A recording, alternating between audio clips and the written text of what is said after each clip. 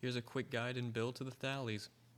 The Thalys is a heavy scythe with a rather weak Incarnon form that we'll have to make do with, and is also a pretty buggy melee weapon as of right now. But to start this off, let's share the build as to not waste any time. Because of the absolute ease of this weapon being able to get a 12 times combo, thanks to the swift transmute and nimble scythe evolution, we're gonna of course put Blood Rush and Weeping Wounds on this build for sure. And I recently found out while testing the 5th evolution options that it actually procs status effects when the shards from its unique trait are used from the heavy attack if using a 5th evolution choice called Chain Shatter. I also found out through more testing that this also procs melee influence since it's adding a status effect. And that status effect could be electricity. So this can be used to make an insane amount of damage with these electric procs. Hitting one enemy with a heavy attack should cause some sort of domino effect to acquire, and basically making all the status effects being applied over and over again. It should also have an explosive effect, sort of-ish. The only problem with this is if you don't already kill them, because melee influence is incredibly strong as it is. So we're going to go over some of the mods I will use, like now. So this weapon might have some great base damage, but it doesn't really have the greatest speed, but it has the best range so far. So we're going to add Berserker Fury for that attack speed, and all you need to do is get kills, and there's plenty of kills to be had with this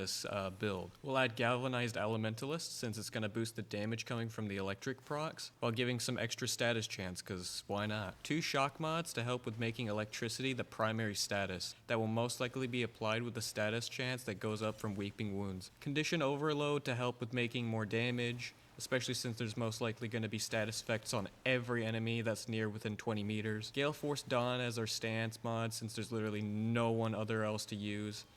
Not at all.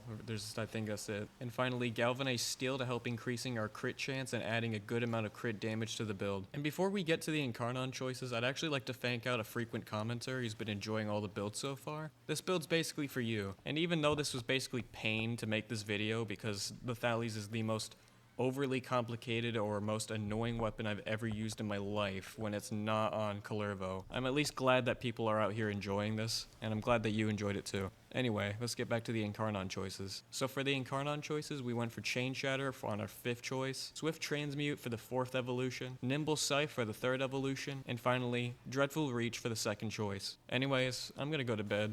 Good night.